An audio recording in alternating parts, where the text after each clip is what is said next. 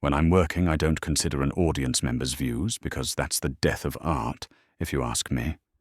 I'm sorry if it's arrogant to call what I do art, but I'll stick with it.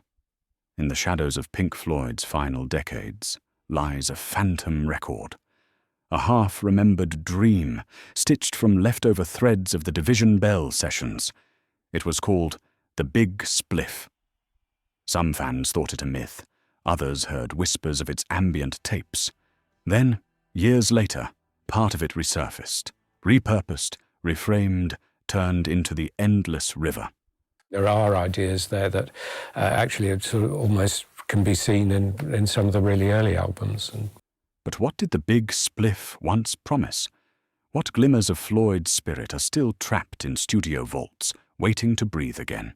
In terms of assembly of music that is not in regular song format. By the early 1990s, Pink Floyd had already survived seismic shifts. The departure of Roger Waters in 1985, the struggle to define themselves without him, tensions over legacy, and the lingering uncertainty of Richard Wright's full role in the band. This has become sort of a small part of Pink Floyd legend, I suppose you might say. During the sessions for the Division Bell in 1993 and 1994, David Gilmour, Nick Mason, and Wright recorded hours upon hours of improvisations, ambient experiments, and musical fragments. They produced more material than any single album could hold. The atmosphere in the studio wavered between excitement and hesitation. Well, there was a period of time when we were endeavouring to be purist about it. What belonged to Pink Floyd proper, and what would be discarded? Into that space stepped Andy Jackson, their long-time engineer and co-producer, with a vision. Take the ambient outtakes, the mood pieces, the sonic driftings, and forge them into a single continuous soundscape, an album of shadows and memory. The fans have for years been asking about this little compilation of music. Jackson's idea was audacious. The Big Spliff, a title chosen with half a smile, would not rely on hooks or choruses. It would exist as a meditative, immersive journey. Nick Mason later described it as an early ambient pass, a distillation of all the fragments that were lying around, shaped into something hypnotic and strange.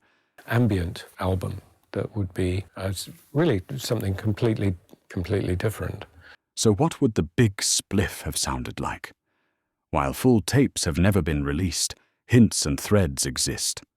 Historians and interviews point to an hour-long, ambient-leaning piece stitched together from unused jams and textures. Some fans speculated that elements of it bled into the soundscape coda found on the Pulse cassette. So in the beginning of 1993, we went into Britannia Row Studios. Others claim fragments survive in hidden sound collages and teasers. Just like the old days, so that the three of us could just play along with each other for the love of it, see what it came out like. But nothing has ever been confirmed. In fan discussions, some argue that the Big Spliff was Jackson's solo construction, an engineer's meditation assembled from the trio's raw jams. Others insist it was more of a collaborative Floyd effort, with Gilmour, Wright, and Mason's fingerprints clearly audible in the sonic DNA. The only concept is the concept of Rick and Nick and I playing together. Gilmour said in a 2024 interview for Los Angeles Times. When we did that album, there was a thing that Andy Jackson, our engineer, had put together called the Big Spliff, a collection of all these bits and pieces of jams that was out there on bootlegs. A lot of fans wanted this stuff that we'd done in that time, and we thought we'd give it to them. What we do know is that when the Endless River was developed in 2013 and 2014, Jackson, Gilmour, and Mason revisited those ambient archives. Only parts of the Big Spliff were folded into the new album. Much was reshaped, discarded, or left behind. David Gilmour was not happy about the way it turned out, as he said, "My mistake, I suppose, was in being bullied by the record company to have it out as a properly paid-for Pink Floyd record, he noted. It should have been clear what it was. It was never intended to be the follow-up to The Division Bell, but you know, it's never too late to get caught in one of these traps again. Nick Mason reflected on the project with cautious distance. I think that at this point, there's not a big connection anymore. Whatever is there now, the initial distillation was done from all those takes that were lurking around. David Gilmour acknowledged that the Big Spliff had been part of their thinking, especially after the death of Richard Wright. He admitted later that the decision to release The Endless River as a full Pink Floyd album was shaped more by record company pressure than by artistic intent. It was never intended to be the follow-up to The Division Bell, he said, with a trace of regret. Why, then, did the Big Spliff never see the light of day in 1994? Part of the answer lies in Pink Floyd's identity. They were masters of concept, melody, voice, drama. A full ambient album risked being dismissed as indulgent or incomplete. Commercially, labels expected an album that could stand alongside the wall or dark side of the moon, not a drifting collage of echoes. Emotionally, too, the band hesitated. Richard Wright's fragile standing in the band, Gilmour's uncertainty, Mason's reluctance to scrape the barrel, all weighed heavily. Mason even admitted that trying to make something out of those fragments might have been a very dangerous procedure. I think we'd be scraping the barrel, and we don't want to do that. I think that to try to make something out of nothing would be a very dangerous procedure. And so The Endless River became the compromise. Ambient vestiges of the Big Spliff were woven into a larger mosaic, given shape with one vocal track, louder than words, as a bridge to the band's past. The Big Spliff itself, however, remained abandoned, a phantom. Though unreleased, fragments of it haunt the Floyd canon. Endless River itself is its most tangible legacy, harvested from those 1993 and 1994 sessions. Certain motifs echo Floyd's earlier ambient masterpieces, the spaciousness of echoes, the glacial drift of Shine On You Crazy Diamond, the textures of Obscured by Clouds. Deluxe versions of Endless River included bonus tracks whose roots can be traced back to the Spliff archive.